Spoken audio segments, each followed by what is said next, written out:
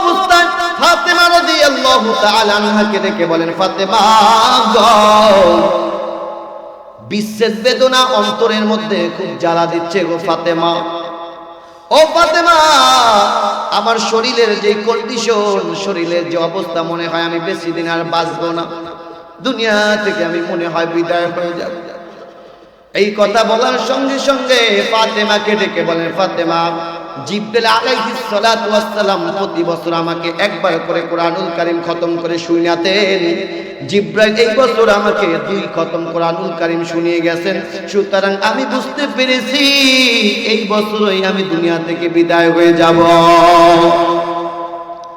এই কথা বলার সঙ্গে সঙ্গে ফাতেমা রাদিয়াল্লাহু তাআলা চোখের পানি ছেড়ে দিয়া আউ মাউ করে কান্না শুরু করে দিয়েছে। বিশ্বনবী ডাক দিয়া বলে, ফাতেমা, তুমি কান্না করো না, তুমি অস্থির হইও না গো ফাতেমা। আমার মৃত্যুর পূর্বে তোমাকে 2টা সুসংবাদ দিয়ে যাচ্ছি। 1 নাম্বার সুসংবাদ, ফাতেমা, আমি দুনিয়া থেকে বিদায় হয়ে যাওয়ার পরে আহলে বাইতের মধ্যে তুমি ফাতেমা আমার সাথে সর্বপ্রথম মুলাকাত করবে। তার মানে সর্বপ্রথম তুমি দুনিয়া থেকে বিদায় হয়ে যাবে। 2 নাম্বার সুসংবাদ, ও ফাতেমা, জান্নাতের মধ্যে যতগুলো নারী জান্নাতের মধ্যে প্রবেশ করবে, সমস্ত জান্নাতি নারীদের সর্দারিনী হবে তুমি ফাতেমা। আজকে আমার দেশের মা বোনেরা ফাতেমাকে অনুসরণ করে না, স্টার জলসার নায়ক নায়িকাকে অনুসরণ করে। কথা বলেন ঠিক কিনা? এখন জামা পরে পরিমণির স্টাইলে, মাহির স্টাইলে। কথা বলেন ঠিক কিনা? স্টার জলসার স্টাইলে, কিরণ মালার স্টাইলে। আল্লাহর নবী ইন্তেকালের 3 দিন পূর্বে এতটাই অসুস্থ হয়ে গেছেন, এতটাই মুমূর্ষ হয়ে গেছেন, 13 ওয়াক্ত নামাজ মসজিদে গিয়ে জামাতের সাথে নামাজ আদায় করতে পারে নাই। নবী আমার এশারের সময় বেলালকে ডাক দিয়ে বলে, বেলাল, আমার শরীরের যে কন্ডিশন, মন বলতেছে আমি মসজিদে গিয়ে জামাত ইমামতি করতে পারবো না। ও পাক বেলাল, যাও যাও, আমার পরিবর্তে আবু বকরকে নামাজ ইমামতি করতে বলে দাও। এই কথা বলার সঙ্গে সঙ্গে বেলাল চোখের পানি ছেড়ে দিয়ে কান্না করতেছে আর বলতেছে, রাব্বে কারীম, আমি বুঝতে পেরেছি মনে হয় বিশ্ব নবীর পিছনে আর নামাজ আদায় করতে পারবো না। আবু বকরের কাছে গিয়ে ডাক দিয়ে বলে, আবু বকর, নবী বলেছেন জামাতে শরীক হবে না। আবু বকর কান্না করতে করতে চোখের পানি ছেড়ে দিয়েছে। বিশ্ব নবীর স্থানে গিয়ে নামাজ আদায় করবে, সাহস হচ্ছে না। অমনিতে সাহস করে যখন নামাজের ইমামতিতে গিয়ে দাঁড়িয়েছে, হঠাৎ করে বিশ্ব নবীর অসুস্থের কথা মনে পড়ে গিয়ে আবু বকরের নামাজের মধ্যে চেতনা হারিয়ে যাওয়ার উপক্রম দেখা দিয়েছে। মসজিদে যখন দেখছে, মুসল্লিরা যখন দেখছে মিহরাবে আল্লাহ রাসূল নাই, তার পরিবর্তে আবু বকর নামাজ পড়াচ্ছে, সারা মসজিদে যেন কিয়ামত শুরু হয়ে গেছে, হাসরের ময়দানে পরিণত হয়ে গেছে। সমস্ত মুসল্লিরা হাউমাউ করে চোখের পানি ছেড়ে ছেড়ে নামাজের মধ্যে কান্না শুরু করে দিয়েছে। আল্লাহর নবী অসুস্থ অবস্থায় ছিলেন, অজ্ঞান অবস্থায় ছিলেন, চেতনা ফিরে আসলেন। আম্মা জান আয়েশাকে ডাক দিয়ে, আয়েশা, মসজিদে এত শোরগোল কিসের, কান্নাকাটি কিসের, কিশোর কান্না করতেছে? আম্মা জান আয়েশা ডাক দিয়ে বলে, ইয়া রাসূলুল্লাহ, নবী, আপনার অনুপস্থিতি দেখে মুসল্লিরা কান্না করতে করতে অস্থির হয়ে যাচ্ছে গো নবী। বিশ্ব নবী তার দরদি মন আর ধরে রাখতে পারলেন না। অসুস্থ শরীর নিয়ে হযরত আবু বকর, হযরত আব্বাস রাদিয়াল্লাহু তাআলা আনহু 2 জনের কাঁধের উপরে ভর দিয়ে মসজিদে গেলেন। মসজিদে গিয়ে মেম্বারে বসে সানা ও সিফাত বর্ণনা করে মুসল্লিদের উদ্দেশ্যে সাহাবীদেরকে উদ্দেশ্যে বলতেছে, সাহাবীরা রে, কোন নবী তার উম্মতের মাঝে চিরস্থায়ী হয়ে থাকে না, আমিও থাকবো না, তোমরা ধৈর্য ধারণ করে থাকিও, রীতিমতো আমার মালিকের ইবাদত করিও। ও সাহাবীরা শোনো, আমার মন বলতেছে আমি দুনিয়াতে আর বেশি দিন থাকবো না, তোমাদের সাথে চলাফেরা করেছি, যদি কাউকে কোনো কষ্ট দিয়ে থাকি আল্লাহর রাস্তায় আমাকে ক্ষমা করে দাও, মাফ করে দাও।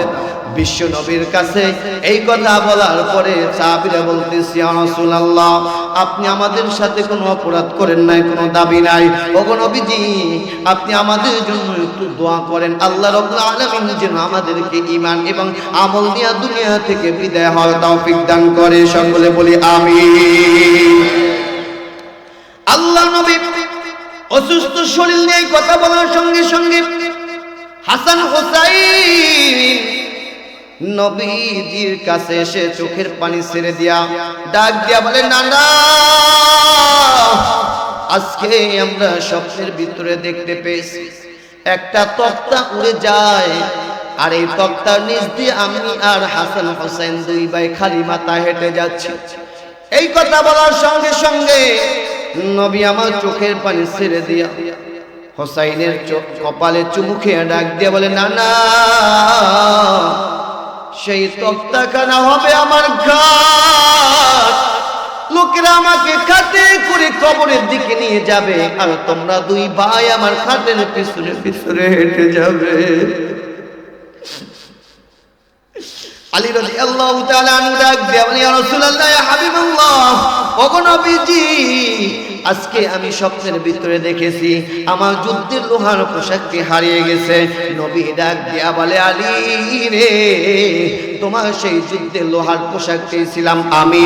যুদ্ধের লোহার পোশাক যেইভাবে শত্রুর তীর থেকে তোমাকে নিরাপদ রাখতো, শত্রুর আক্রমণ থেকে তোমাকে যেইভাবে নিরাপদ রাখতো, আমি তোমাকেও শয়তানের আক্রমণ থেকে নিরাপদ রাখতাম। ওটা হারিয়ে যাওয়ার অর্থ হচ্ছে আমি বিশ্ব নবী দুনিয়া থেকে বিদায় হয়ে যাব, দুনিয়াতে বেঁচে থাকবো। এই কথা শোনার সঙ্গে সঙ্গে আল্লাহ নবীর আদরের দুলালি কলিজার টুকরা ফাতেমা কেঁদে কেঁদে কেঁদে কেঁদে অচেতন অবস্থায় পড়ে গিয়েছে। বিশ্ব নবী রোদন করতে করতে ফাতেমা চোখ থেকে নিজের হাত দিয়া পানি মুছে দিয়া ডাক দিয়া বলে, আলী রে, আমি দুনিয়া থেকে বিদায় হয়ে যাওয়ার পরে আমার ফাতেমা এতিম হয়ে যাবে, ধৈর্য ধারণ করে রাখিও, তার কোমল চেহারা মলিন হতে দিও না, তার সাথে খারাপ আচরণ করিও না।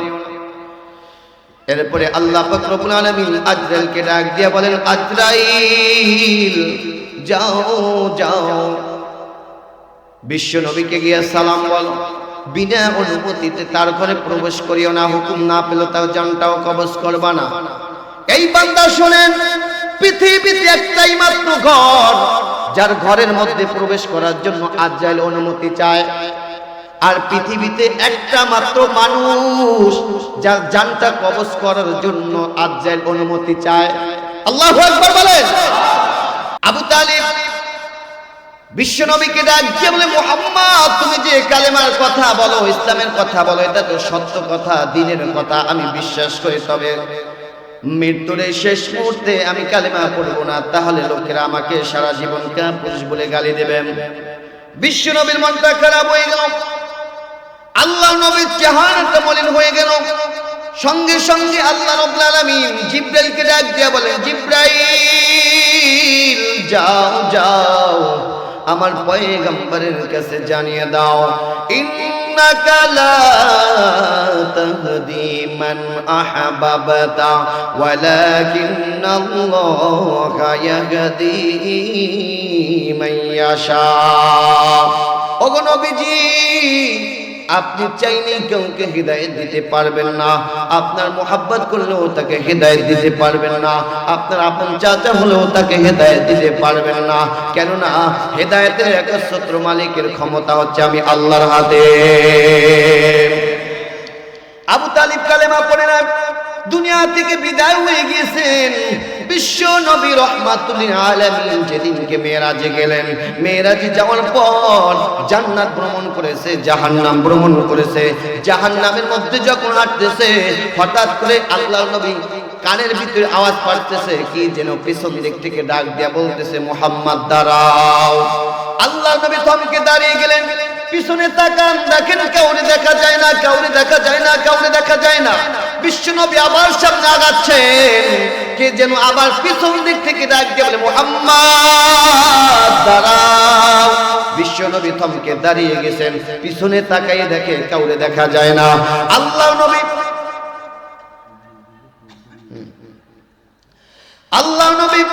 আবার দাঁড়িয়ে গিয়েছেন, দাঁড়ানোর পরে পিছনের দিকে তাকাইয়ে দেখেন কাউরে দেখা যায় না। হঠাৎ করে তাকাই দেখে বিশ্ব নবীর আপন চাচা আবু তালিব। চেহারাটা বলেন, চোখ থেকে ঝরঝর করে আবু তালিবের পানি পড়তেছে। বিশ্ব নবীকে ডাক দিয়ে বলে, আবু তালিব। বিশ্ব নবীকে ডাক দিয়ে বলে, মুহাম্মদ, সারাটা জীবন কালেমার দাওয়াত দিয়েছিলাম গো মুহাম্মদ, সারাটা জীবন ইসলামের কথা বলেছিলাম, মানি নাই, গ্রহণ করে নাই। দুনিয়া থেকে বিদায় হয়ে যাওয়ার পর কালেমা না পড়ার কারণে আমাকে জাহান্নামের আগুন এসে আমাকে স্পর্শ করতেছে।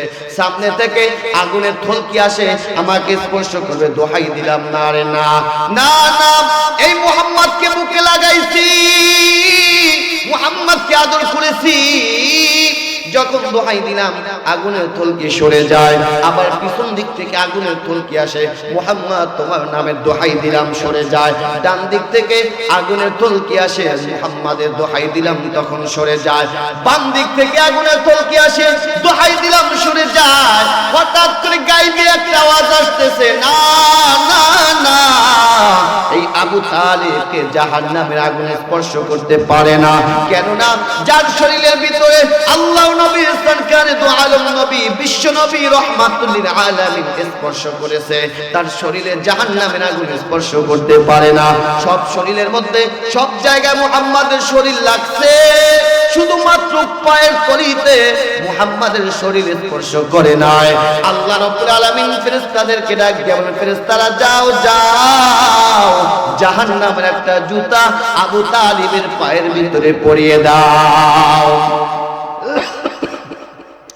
আবু তালিব বিশ্ব নবীকে ডাক দিয়ে বলে, মুহাম্মদ,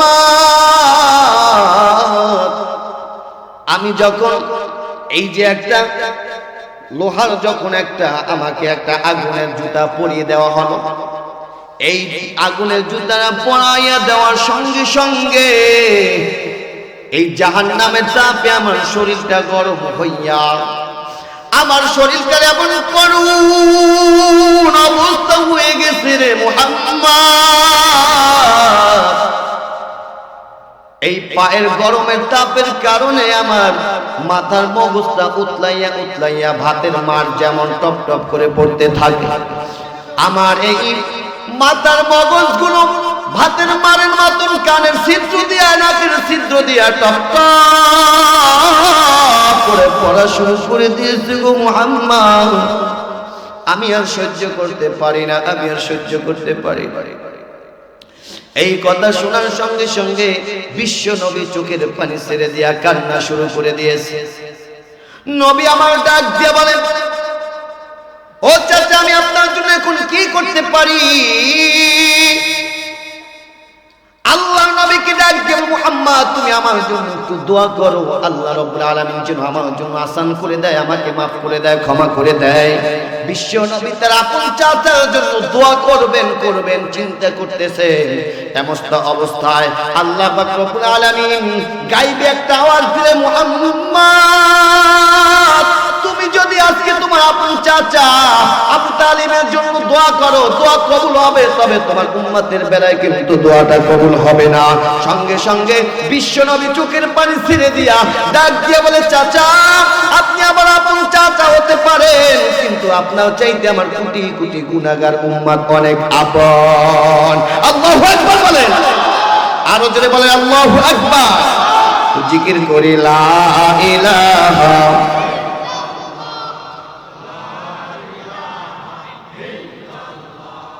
লা ইলাহা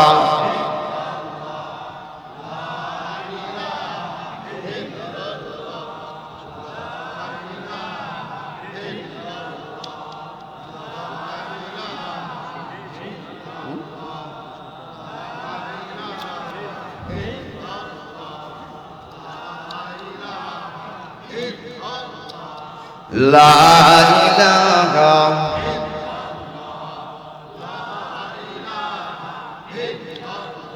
আওয়াজ দিয়া লা ইলাহা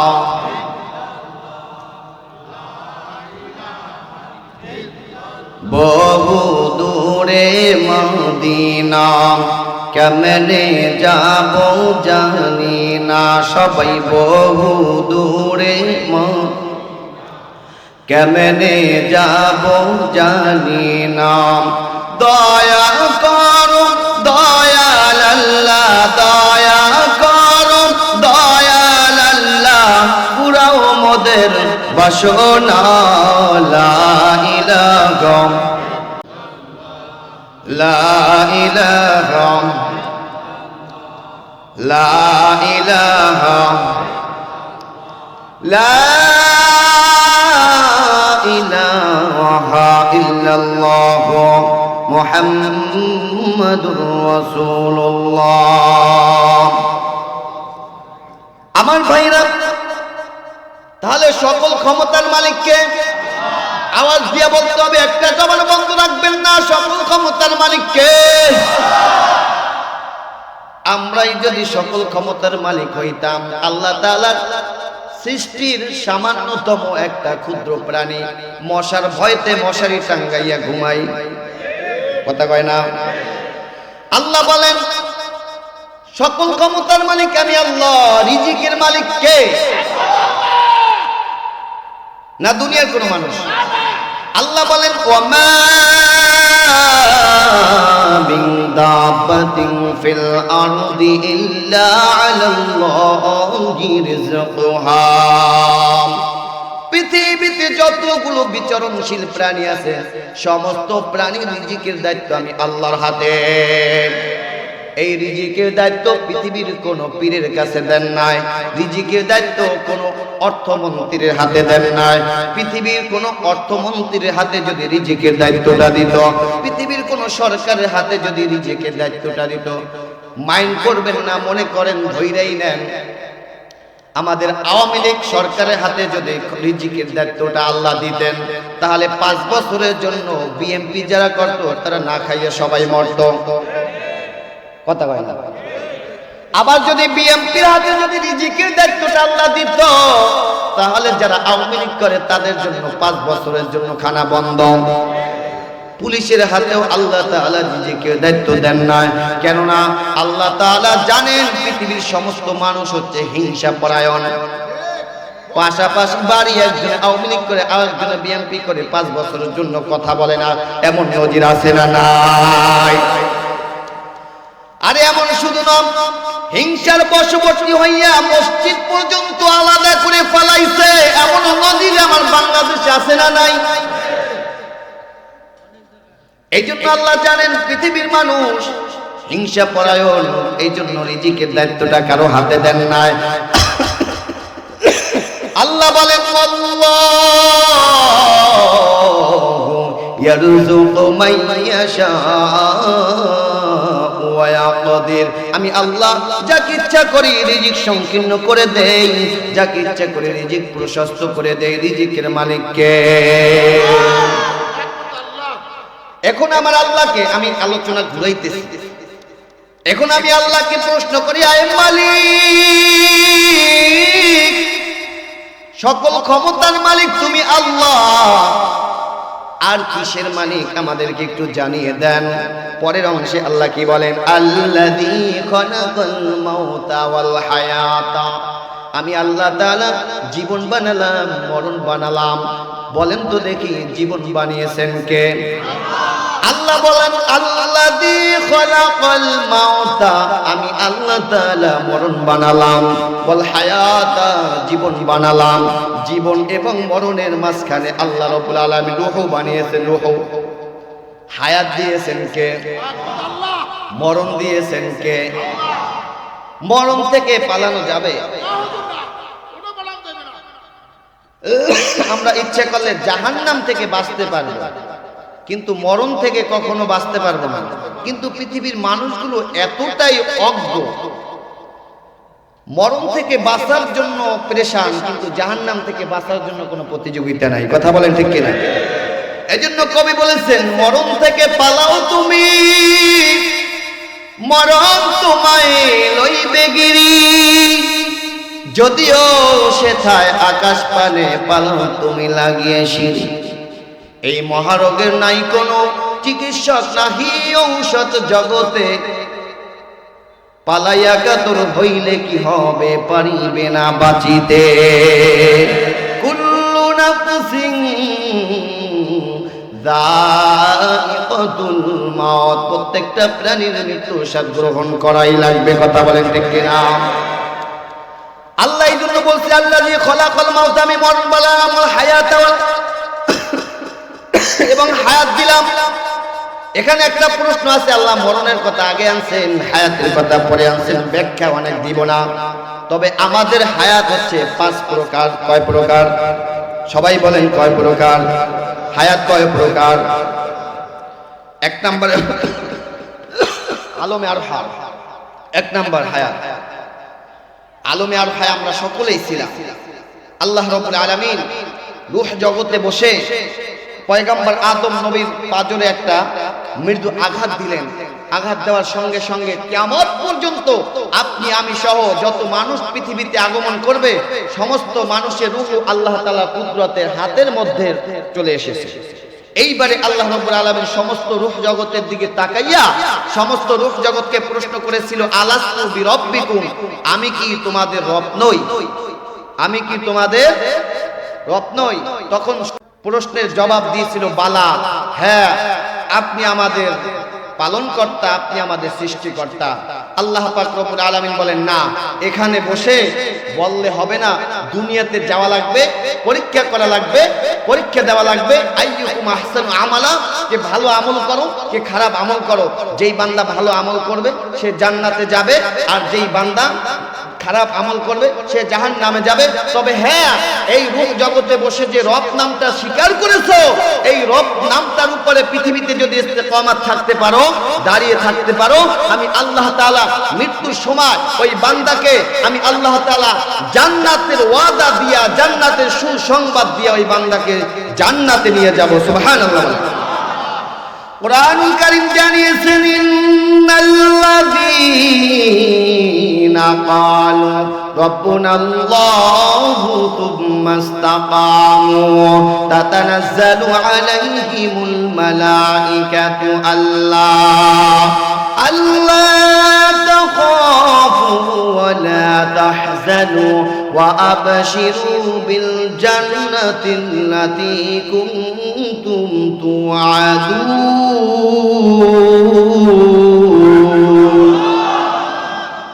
আল্লাহ বলেন, ইন্নাল্লাযীনা, নিশ্চয়ই যারা, ক্বালু বলবে, সুম্মা ইসতাকামু, ক্বালু যারা বলবে, রব্বুনাল্লাহ, আমাদের রবকে। আল্লাহ বলেন, সুম্মা ইসতাকামু, রূহ জগতে বলেছিল, আলাস্তু বিরব্বিকুম, আল্লাহ প্রশ্ন করেছিল, আমি কি তোমাদের রব নই? আমরা বলেছিলাম, হ্যাঁ, আপনি আমাদের রব। আল্লাহ বলেন, এই রবের নামের উপরে দুনিয়াতে যারা ইস্তেকামাত থাকবে, দাঁড়িয়ে থাকবে, অটল থাকবে, তারা যখন দুনিয়া থেকে বিদায় হয়ে যাবে মৃত্যু সজ্জায়, আল্লাহ বলেন, তাতানাজ্জালু আলাইহিমুল মালাঈকা, আমি আল্লাহ তাআলা তাদের উপর আমার রহমতের ফেরেশতাদেরকে বর্ষিত করব। ওয়া আবশিরু বিল জান্নাহ, তারা এসে জান্নাতের সুসংবাদ দিবেন। কুনতুম তুআদুন, যে জান্নাতের ওয়াদা আমার আল্লাহ রাব্বুল আলামিন আপনাকে আমাকে দিয়েছেন। আল্লাহ বলেন, খেয়াল করেন, এবার খেয়াল করেন, আল্লাহ বলেন, বান্দা, ওই যে রূহ জগতে বসে আমাকে রব বলে স্বীকার করেছ, এই রবটাকে দুনিয়াতে যাওয়ার পরে বান্দা যেন ভুলে না যাও।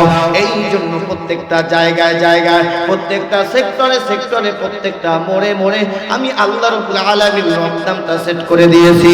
প্রমাণ নেন, আল্লাহ রাব্বুল আলামিন সর্বপ্রথম এই পৃথিবীতে যখন কোরআনে আয়াতটা নাজিল করেছেন, ইকরা বিসমি রাব্বিকাল্লাযী খলাক, ইকরা বিসমি রাব্বিকাল্লাযী খলাক, এখানে রব আছে না নাই? এরপরে দেখেন সূরা ফাতিহা আপনি শুরু করতে যাবেন, সূরা ফাতিহার ভিতরে আল্লাহ রাব্বুল আলামিন বলেন আলহামদুলিল্লাহি রাব্বিল আলামিন। রব আছে না নাই? আবার কোরআনুল কারীমের মধ্যে সর্বশেষ সূরা নাস, এই সূরা নাস যখন আপনি তেলাওয়াত করতে যাবেন আল্লাহ বলেন কুল আউযু বিরাব্বিন নাস। এখানেও রব আছে না নাই? লাগলাম কোরআনুল কারীম। এরপরে যখন বান্দা আপনি নামাজ আদায় করতে যান, নামাজ আদায় করতে যাওয়ার পরে আপনি যখন সূরা শুরু করেন, এটাও সূরা ফাতিহা দিয়ে, এখানেও রব আছে। এরপরে বান্দা আপনি যখন রুকুতে যান, রুকুতে যাওয়ার পরে বলেন সুবহানা রাব্বিয়াল আযীম। এখানেও রব আছে না নাই? রাব্বিয়াল আযীম, এখানে রব। এরপরে যখন রুকু থেকে ওঠেন, ওঠার সময় বলেন রব্বানা লাকাল হামদ। রব দিয়া শুরু রব্বানা, এখানেও রব আছে না নাই? আবার যখন সিজদায় যান, সিজদায় গিয়া বলেন সুবহানা রাব্বিয়াল আলা। এখানেও রব আছে না নাই? বান্দা রাখলাম নামাজ শেষ করার পর যখন আপনি আবার মুনাজাত করেন রব্বানা যালামনা আনফুসানা, এখানেও রব আছে না নাই? রাখলাম নামাজ, রাখলাম দুনিয়া। এরপরে আপনি যখন কবর জগতে যাবেন, কবর জগতে যাওয়ার পরে সর্বপ্রথম মুনকার নেকির এসে আপনাকে যখন প্রশ্ন করবে মান রব্বুকা, বান্দা তোমার রবকে, সেখানেও রব আছে না নাই? সব জায়গায় রব। तमाम পৃথিবীর প্রত্যেকটা সেক্টরে আল্লাহ রাব্বুল আলামিন রব নামটা সেট করে দিয়েছেন। আল্লাহ রাব্বুল আলামিন ডাক দিয়ে বলেন ও আমার মুমিন বান্দা শোন, দুনিয়াতে যাওয়ার পরে যেন আমি আল্লাহ রাব্বুল আলামিন রব নামটাকে ভুলে না যাও, এই জন্য প্রত্যেকটা জায়গায় আমি আল্লাহ তাআলা রব নামটা সেট করে দিয়েছি। টোটাল কোরআনুল কারীম গবেষণা করে দেখলাম আল্লাহ পাক রব্বুল আলামিন এই কোরআনুল কারীমের মধ্যে 978 বার রব নামটা সেট করে দিয়েছেন। তাহলে আমাদের হায়াত এক প্রকার হচ্ছে আলমে আরুহা, দ্বিতীয় নাম্বার হায়াত হচ্ছে আলমে বুতন, দ্বিতীয় নাম্বার হায়াত হচ্ছে আলমে দুনিয়া, চতুর্থ নাম্বার হায়াত হচ্ছে আলমে কবর জগৎ, পঞ্চম নাম্বার হায়াত হচ্ছে আলমে আখিরা। বান্দা তুমি আমি কিন্তু তিনটা জগৎ শেষ করে ফেলেছি। আলমে আরুহা জগৎ আমাদের কিন্তু শেষ হয়ে গিয়েছে। আলমে বুতুন মায়ের পেটের জগৎ সেটাও কিন্তু শেষ করে ফেলেছি। আলমে দুনিয়া 40 বছর 50 বছর 70 বছর শেষ করে ফেলেছি। ওরে মুমিন বান্দা মুরব্বি বাবাজিরা, আমার যে কয় বছর বয়স সেই কয় বছর পর্যন্ত অনেক লোক এখানে ওয়াজ শুনতেছে, কথা কয় না? আমার 28 থেকে 29 বছর চলতেছে। এই 29 বছর পর্যন্ত তো আপনারা বহুত লোকে ওয়াজ শুনতেই আছে, কিন্তু শুনতেছেন, কিন্তু দিনের মতো কোনো পরিবর্তন নাই। 60 বছর পর্যন্ত ওয়াজ শুনছেন, 60 বছরে যদি 60টা ওয়াজ শুনি না 60টা আমল ধরতেন, আল্লাহর ওলি হয়ে যাওয়ার কথা, কিন্তু শুনতেই আছে কোনো পরিবর্তন। বক্তারা ওয়াজ করতে করতে টাকরা ফাইটটা এরপরে মরিয়া যায়, কিন্তু এখনো মানুষের দাড়ি মুখে ওঠে নাই, টুপি মাথায় ওঠে নাই, মসজিদে নামাজি পারে নাই, মা বোনদের পর্দা ওঠে নাই। কথা বলেন ঠিক কিনা? আমার দেশে মা বোনেরা এখন তো সমান অধিকারের নামে রাস্তায় নামতেছে, কথা বলেন না? এখন আবার রাষ্ট্রীয়ভাবে ট্রান্সজেন্ডার, মানে পুরুষে যদি ভাবে যে আমি মহিলা তাহলে মহিলা হইতে পারবে। নাউজুবিল্লাহ বলেন। আমি আপনাদের এলাকায় আজকে আসলাম এই পুরুষ হইয়া, আগামী বছর আমি মহিলা হইয়া আসতে পারবো, এই বৈধতা দিচ্ছে। এখন বলেন আমি যদি এখন মহিলা হয়ে যাই তাহলে আমার যে বউ আছে এই বউটার কি অবস্থা হইবে? এইটা কি হইব? হায় হায়, আমি স্পষ্ট ভাষায় জানি চাই কোরআন বিরোধী কোন আইন এই দেশ মুসলমানের দেশ, আলেম ওলামার দেশ। এই দেশের ভিতরে আজান হয়, মুয়াজ্জিনের আজানের মাধ্যমে সূর্য উদয় হয়, আবার মুয়াজ্জিনের আজানের মাধ্যমে সূর্য অস্তমিত যায়। এই দেশের ভিতরে কখনো কোরআন বিরোধী আইন মানবো না, কথা বলেন ঠিক কিনা?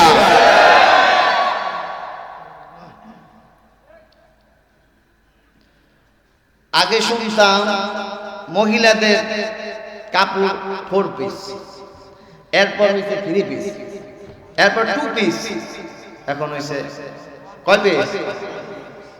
1 পিস। কথা বলেন ঠিক কিনা? আহা, পর্দা মোটে করতেই চায় না,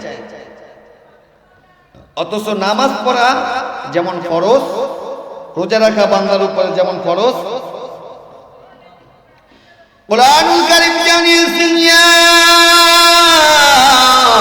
আইয়ুহান নাবিয়্যু কুল লিআজওয়াজিকা ওয়া বানাতিকা ওয়া নিসাইল মুমিনিন ইউদনিনা আলাইহিন্না মিন জালাবিবিহিন্না। আল্লাহ রাব্বুল আলামিন বিশ্ব নবীকে ডাক দিয়ে বলেন, ওগো নবী, আপনার স্ত্রীদেরকে জানিয়ে দেন, তামাম পৃথিবীর সমস্ত মহিলাদেরকে আপনি জানিয়ে দেন, তারা যেন চাদর আবৃত্তি করে তার শরীরটাকে এমন ভাবে ঢেকে নেয় যেন তার লজ্জা স্থানটা দেখা না যায়। অথচ যে মহিলাদের জন্য পর্দার বিধান আল্লাহ রাব্বুল আলামিন ফরজ করে দিয়েছেন, এই মহিলারা এখন এমন ভাবে চলাফেরা করে, এটা নারী না পুরুষ বোঝাই যায় না। কথা বলেন ঠিক কিনা? বলেন তো দেখি, বকরির লেজ কয় আঙ্গুল? কয় আঙ্গুল? এই বকরি তার 4 আঙ্গুল লেজ দিয়া তারপরে দেখবেন তার লজ্জা স্থান ঢেকে রাখে। আর কুকুরের লেজ কয় আঙ্গুল? এক একটা লেজ দিয়েও তার লজ্জা স্থান ঢাকতে পারে না। আগে শুনতাম দাদা দাদিদের কাছে যে দাদাই যদি দাদির জন্য 11 হাত কাপড় আনতো তাহলে এই কাপড় পরতো না, হয়তো না এতে আমার আঁচল আসে না, 12 হাত কাপড় লাগবে। আর এখনদের মা বোনেরা এরা আরো যত শর্ট পড়তে পারে এদের আরো স্বাচ্ছন্দ্য বোধ করে। বকরি তার 4 আঙ্গুল লেজ দিয়ে তার লজ্জা স্থান ঢেকে রাখে, আর আমার দেশের মা বোনেরা 12 হাত কাপড় দিয়েও তার লজ্জা স্থান ঢাকতে পারে না। কুকুরের চাইতেও নিকৃষ্ট হয়ে গেছে। কথা বলেন ঠিক কিনা? লজ্জা থাকা দরকার। এজন্য বলি, ও আল্লাহ রে, আল্লাহ রে, কোন দুনিয়ায় পাঠাইলা আমারে? ঠিক কিনা? ও আল্লাহ রে, আল্লাহ রে, কোন দুনিয়ায় পাঠাইলা আমারে? বর্তমানের পোলা মাইয়া সমান সমান বাত, লম্বা চুল কাটিয়া তারা মাথায় লাগায় ক্যাপ। আল্লাহ রে, কোন দুনিয়ায় পাঠাইলা আমারে? কথা কর। ও আল্লাহ রে, আল্লাহ রে, কোন দুনিয়ায় পাঠাইলা আমারে? জিন্সের প্যান্ট শার্ট পরিয়া রাস্তা হাইটা যায়, পোলা না মাইয়া তারে চেনা বড় দায়। আল্লাহ রে, কোন দুনিয়ায় পাঠাইলা আমারে? ও আল্লাহ রে, আল্লাহ রে, কোন দুনিয়ায় পাঠাইলা আমারে? হিন্দি গানের টান মারিয়া রাস্তা হাইটা যায়, কারো কারো সুরে আবার বুকটা ফাইটা যায়। আল্লাহ রে, কোন দুনিয়ায় পাঠাইলা আমারে? ও আল্লাহ রে, আল্লাহ রে, কোন দুনিয়ায় পাঠাইলা আমারে? আল্লাহ পাক রব্বুল আলামিন বলেন, মানুষের হায়াত হচ্ছে বান্দা 5 প্রকার, 3 প্রকার কিন্তু শেষ করে ফেলাইছি। যারা দুনিয়ার মোহাব্বত পাইয়া যারা পরকালকে ভুলে যাও, তারা ভালো করে শুনে নাও। কুরআনুল কারীম জানিয়েছেন, বাল তুতিরুনাল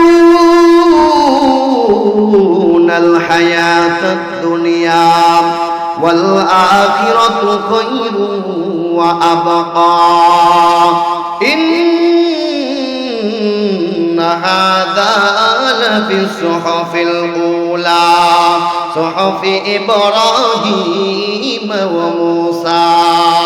যারা দুনিয়ার মোহাব্বত পেয়ে যারা দুনিয়ার ভোগ বিলাস পাইয়া যারা আখিরাতকে ভুলে যাও, তারা ভালো করে শুনে নাও, দুনিয়া এবং আখিরাতের মধ্যে পার্থক্য হচ্ছে দুইটা। সবাই বলেন কয়টা? আওয়াজ দিয়া বলেন কয়টা? শেষ করে দিব আলোচনা।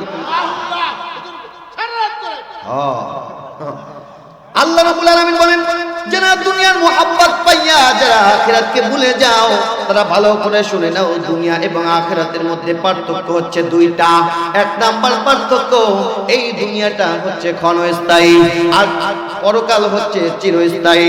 দ্বিতীয় নাম্বার পার্থক্য, এই দুনিয়ার ভোগবিলাস, এই দুনিয়ার শান্তি হচ্ছে অত্যন্ত নিম্নমানের, পরকালের শান্তি, পরকালের ভোগবিলাস হচ্ছে অত্যন্ত উন্নত মানের। কথা বলেন ঠিক কিনা?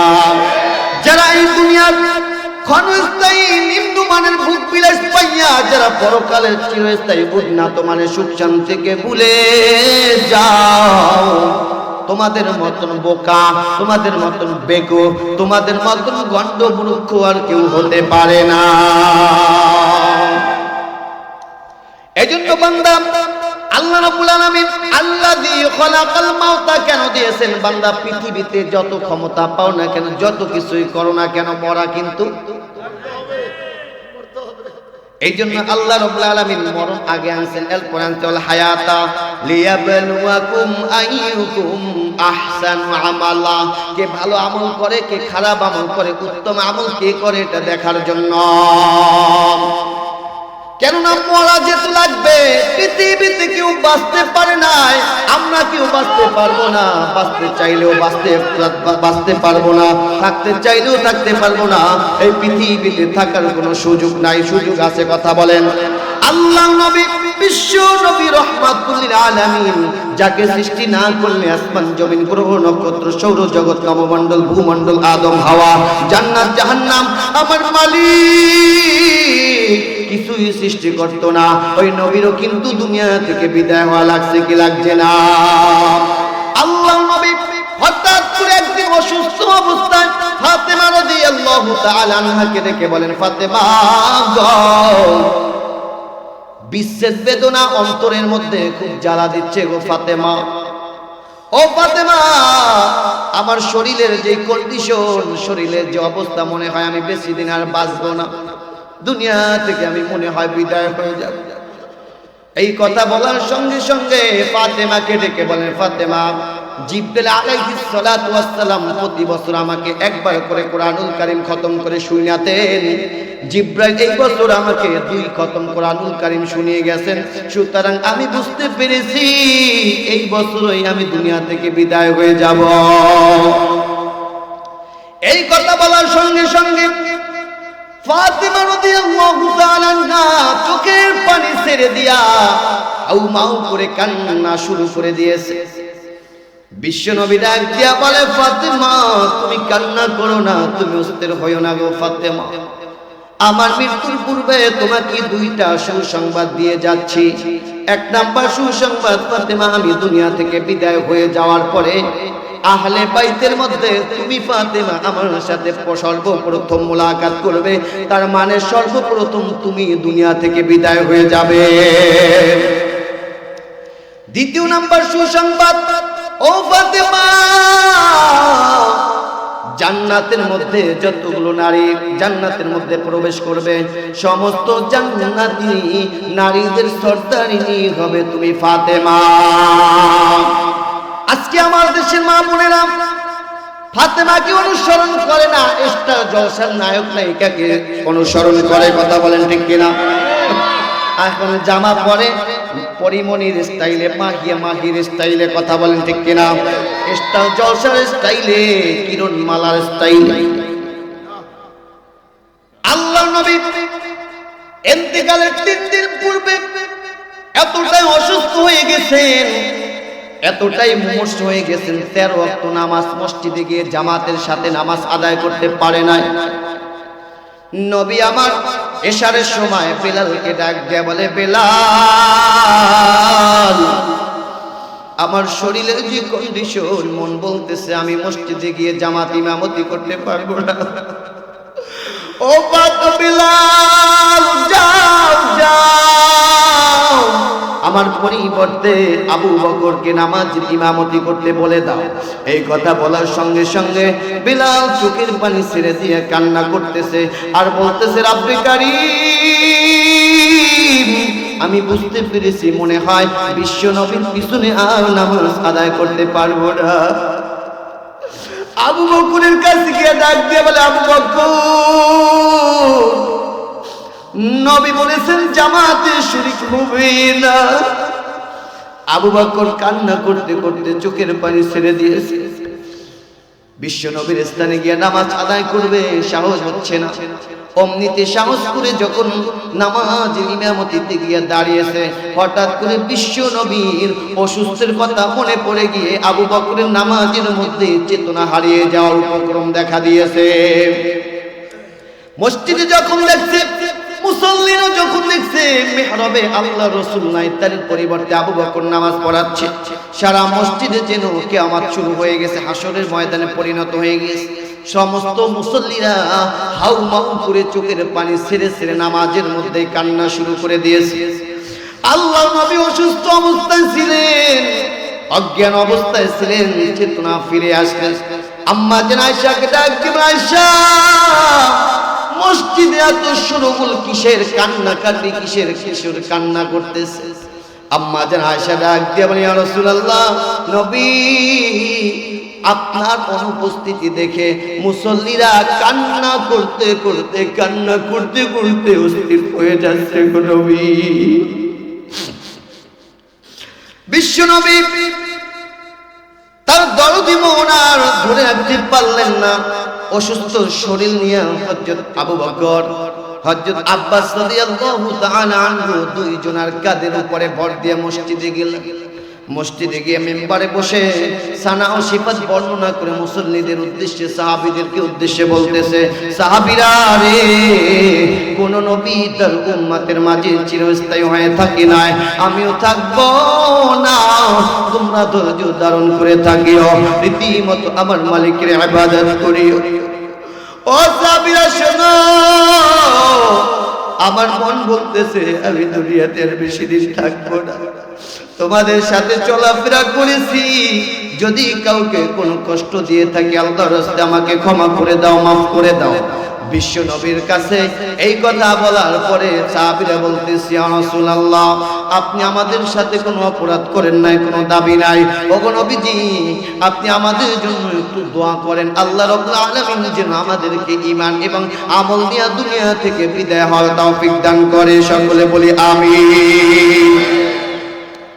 আল্লাহ নবী অসুস্থ শরীর নিয়ে কথা বলার সঙ্গে সঙ্গে হাসান হোসাইন নবীজির কাছে এসে চোখের পানি ছেড়ে দিয়া ডাক দিয়া বলে, নানা, আজকে আমরা স্বপ্নের ভিতরে দেখতে পেয়েছি একটা তক্তা উড়ে যায়, আর এই তক্তার নিচ দিয়ে আমি আর হাসান হোসেন দুই ভাই খালি মাথা হেঁটে যাচ্ছি। এই কথা বলার সঙ্গে সঙ্গে নবী আমার চোখের পানি ছেড়ে দিয়া হোসাইনের কপালে চুমু খেয়ে ডাক দিয়ে বলে, নানা, সেই তক্তাখানা হবে আমার ঘাট, লোকেরা আমাকে খাটে করে কবরের দিকে নিয়ে যাবে, আর তোমরা দুই ভাই আমার খাটের পিছনে পিছনে হেঁটে যাবে। আলী রাদিয়াল্লাহু তাআলা আনহু ডাক দিয়ে বলে, ইয়া রাসূলুল্লাহ, ইয়া হাবিবাল্লাহ, ওগো নবীজি, আজকে আমি স্বপ্নের ভিতরে দেখেছি আমার যুদ্ধের লোহার পোশাকটি হারিয়ে গেছে।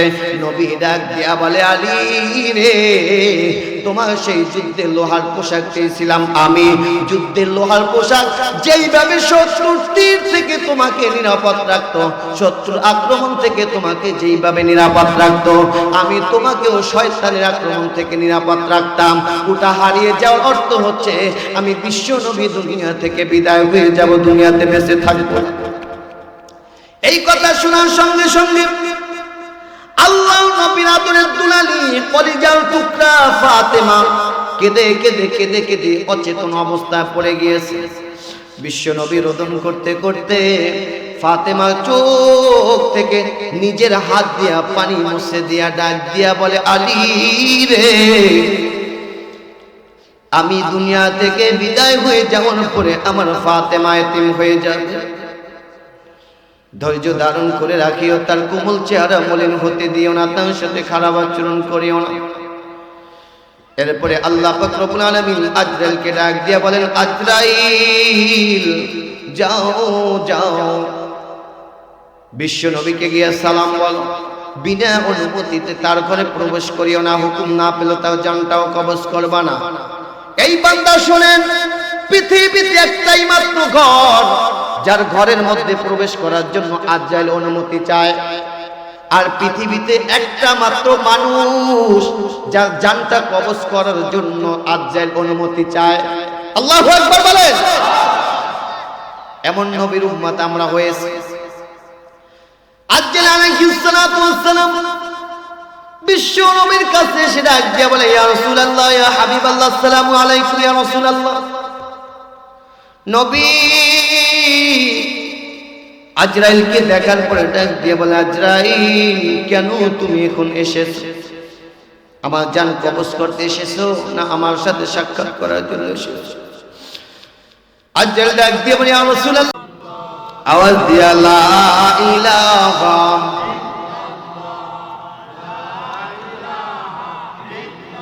লা ইলাহা ইল্লাল্লাহ মুহাম্মাদুর রাসূলুল্লাহ। আমার ভাইরা, আমার বন্ধুগণ শোনেন, আল্লাহ তাআলা যখন এই সুসংবাদটা দিলেন, সুসংবাদ দেওয়ার সঙ্গে সঙ্গে আল্লাহর নবী ডাক দিয়ে বলেন, জিবরাইল আন আলতাবা কলবিহা, এখন আমার অন্তর ঠান্ডা হয়েছে, আমার জান কবজ কর। আল্লাহর নবীর বুকের উপরে আজরাইল আলাইহিস সালাতু ওয়াস সালাম তার হাতটা শুধু রাখতো নবীর বুকের উপরে রাখছে। নবীজির চেহারাটা বিদীর্ণতা দেখা দিল, একবার লাল বর্ণ একটা নীল বর্ণ ধারণ করলো। নবীজির কপালটা ঘেমে গিয়েছে। আজরাইলকে ডাক দিয়ে বলে, আজরাইল মৃত্যুর সময় কি সবাই এইভাবে কষ্ট হয়ে থাকে কিনা গো আজরাইল? আজরাইল ডাক দিয়ে বলে, ইয়া রাসূলুল্লাহ, ইয়া হাবিবাল্লাহ, ও নবীজি, অন্যদের যতগুলো কষ্ট হয়ে থাকে তার 10 ভাগের 1 ভাগও আপনার হয় না। নবী আমার ডাক দিয়ে বলে, আজরাইল আমার গুনাহগার উম্মতদের না জানি কতই কষ্ট হয়ে থাকে। ওরে আজরাইল, আমার গুনাহগার উম্মতদের যতগুলো কষ্ট দিতে চাও, আমি পয়গম্বরকে সমস্ত কষ্ট আমি নবীকে দিয়ে দাও। বিশ্ব নবীর জানটা যখন কবজ করে দুনিয়া থেকে বিদায় করে নিয়ে গিয়েছে, শেষ করবো দিন, আল্লাহ নবী দুনিয়া থেকে বিদায় হয়ে গিয়েছেন। সাহাবীরা যখন শুনছেন নবী নাই, নবী নাই, নবী নাই, সাহাবীরা তো ছিল আশিক, আসল আশিক ছিলেন। কথা বলেন, তারা আসল আশিক ছিলেন। আমরা এখন যারা আশিক দাবি করি, আর আশিক না, আশিকের জিলাপি, আশিকের রসগোল্লা। কথা বল। সাহাবায়ে কিরাম বিশ্ব নবী দুনিয়া থেকে বিদায় হওয়ার সঙ্গে সঙ্গে যেখানেই শুনছে নবী নাই, সেখানেই তারা অচেতন অবস্থায় পড়ে গেছে। গোটা মদিনাটা যেন ওই দিনকে হাসরের ময়দানে পরিণত হয়ে গিয়েছে। শুধু কান্দে আর ডাক দেবে, নবী নাই, নবী নাই। আবু বকরের মতন সাহাবী, যার সম্পর্কে নবী বলেছেন, আরহামু উম্মতি বি উম্মতি আবু বকর, আমার আবু বকর হচ্ছে নরম দিলওয়ালা সাহাবী। আবু বকর বিশ্ব নবী দুনিয়া থেকে বিদায় হয়ে গেছে শোনার সঙ্গে সঙ্গে ধপ করে পড়ে গেছেন, অচেতন অবস্থায় পড়ে রইলেন। হযরত ওমরের মতন সাহাবী, যার সম্পর্কে নবী বলেছেন, আশাদতুহুম ফি আমরিল্লাহি ওমর, আমার ওমর হচ্ছে শক্ত দিলওয়ালা সাহাবী। ওমরের মতন সাহাবী তরবারি হাতে নিয়ে ডাক দিয়ে বলে, কে বলেছে নবী নাই? কেউ যদি বলে নবী দুনিয়া থেকে বিদায় হয়ে গিয়েছে, আমি ওমরের তরবারি দিয়ে তার গর্দানটা দ্বিখণ্ডিত করে দিব। আল্লাহু আকবার বলেন। হযরত যায়েদ আল্লাহ তাআলার কাছে হাত তুলে দোয়া করেছে, আয় মালিক, যেই দুইটা চক্ষু দিয়ে আমার দিনের নবীকে দেখতে পাবো না, সেই চক্ষু দুইটা তুমি অন্ধ করে দাও। আল্লাহ রাব্বুল আলামিন হযরত জায়েদের দোয়া কবুল করেছে। বিশ্ব নবীকে দাফন করানোর পূর্বে কাপড় পরিয়ে একটা চাদর দিয়ে ঢেকে রেখেছে। সাহাবীরা এসে দলে দলে নবীজির জানাজা পড়া আরম্ভ করেছে। হযরত আবু বকর রাদিয়াল্লাহু তাআলা গুণদন করতে করতে করতে করতে বিশ্ব নবীর কাছে গিয়া লাশটার কাছে গিয়া চোখের পানি ছেড়ে দিয়া ডাক দিয়া বলে, ওগো নবী, আমি আবু বকরের জীবনের বিনিময়ে যদি আপনাকে মৃত্যুর গ্রাস থেকে রক্ষা করা যেত, আমি আবু বকরের জীবনটা আপনি নবীর জন্য কোরবানি করে দিতাম। বিশ্ব নবীর চেহারা মুবারক থেকে চাদরটা সরাইয়া আবু বকর নবীর দিকে তাকাইয়ে দেখে নবীজি ঠোঁট মুবারক নড়াচড়া করতেছে। নবীজি ঠোঁটের কাছে কানটা লাগাইয়া শুনতেছে। নবী আমার বলতেছে, রব্বি হাবলি উম্মতি।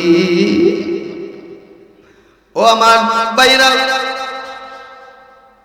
যে নবীর জীবনের শেষ মুহূর্ত পর্যন্ত উম্মতি উম্মতি বলে কেঁদে গিয়েছেন, সারাটা জীবন উম্মতি উম্মতি বলে কেঁদেছেন, এখনো নবীজি ওই মদিনায় শুইয়া উম্মতি উম্মতি বলে কাঁদেন। উম্মতিরা যখন ভালো আমল করে, ভালো কাজ করে, নবীর কাছে রিপোর্টগুলো পৌঁছে যায়। নবীর কাছে গিয়ে ফেরেশতারা বলে, ও নবী, আপনার অমুক দেশের অমুক উম্মত নামাজ পড়ে, রোজা রাখে, সুদ খায় না, ঘুষ খায় না। আবার নবীর কাছে গিয়া বলে, ওগো নবী, আপনার অমুক দেশের অমুক উম্মত দাড়ি রাখে না, নামাজ পড়ে না, সুদ খায়, ঘুষ খায়। সুদ মনে হয় এই দেশে নাই, আছে? সুদ খায়? হালাল মনে করে খান না হারাম মনে করে খান? এরে বান্দা শুনো, একটা টাকা কেউ যদি সুদ খায়, বিশ্ব নবী সাল্লাল্লাহু আলাইহি ওয়াসাল্লাম বলেছেন, মায়ের সাথে জিনা করলে যেই গুনাহ হয়, সুদের সর্বনিম্ন গুনাহ হচ্ছে মায়ের সাথে জিনা করলে যতটুকু গুনাহ হয়, সেই পরিমাণ গুনাহ আল্লাহ রাব্বুল আলামিন তার আমলনামা লিপিবদ্ধ করে দেয়। এখন বলেন, আমার দেশে কেউ যদি জিনা করে, সমাজের গ্রামের প্রচলিত নিয়ম হচ্ছে কেউ যদি জিনা করে, ব্যভিচার করে, এইটা যদি সমাজে ধরা পড়ে, তাহলে তারে কি করে? এই যে না, এটা নারিয়ে করে, নারিয়ে করে আলকাত্তা লাগায়, এরপরে জুতার মালা গলায় দিয়া তারপর সমাজ থেকে তাড়িয়ে দেয়। কথা বলেন, জিনা করার এটা লজ্জাবোধের একটা শাস্তি। আচ্ছা বলেন, যেই লোকটা সুদ খায়, তো মায়ের সাথে জিনা করা জানার পরেও সেটা খায়, তো একটা মেয়ের সাথে জিনা করলে যদি তাকে গলায় জুতার মালা পরাই যদি সমাজ থেকে বিতাড়িত করতে হয়, আর যেই লোকটা সুদ খায় এইটাকে পিসার মালা গলায় দিয়ে তারপর সমাজ থেকে তাড়িয়ে দিতে হয়। কথা বলে ঠিক কিনা? কেননা গজব থেকে আপনারও বাঁচতে হবে, আমারও বাঁচতে হবে। সুদের প্রচলন যখন সমাজের ভিতরে সয়লাভ হয়ে যায়, ওই সমাজের ভিতরে গজব আসবে। সুতরাং আমরা কেউ গজবের ভিতরে থাকতে চাই। আল্লাহ পাক রব্বুল আলামিন আমাদের সকলকে সুদ থেকে বেরিয়ে আসার তৌফিক দান করুক বলে আমিন। যেটা বলতেছিলাম, বান্দা আলোচনা আগামো না শেষ করব? আল্লাহ নবী দুনিয়া থেকে বিদায় হয়ে গিয়েছেন, আমাদেরও দুনিয়া থেকে বিদায় হওয়ার দরকার আছে না নাই? এই জন্য আল্লাহ বলছেন, আল্লাযী খলাকাল মাউতা ওয়াল হায়াতা লিয়াবলুয়াকুম আইয়ুকুম আহসানু আমালা। আমি আল্লাহ তাআলা মরণ বানালাম, জীবন বানালাম।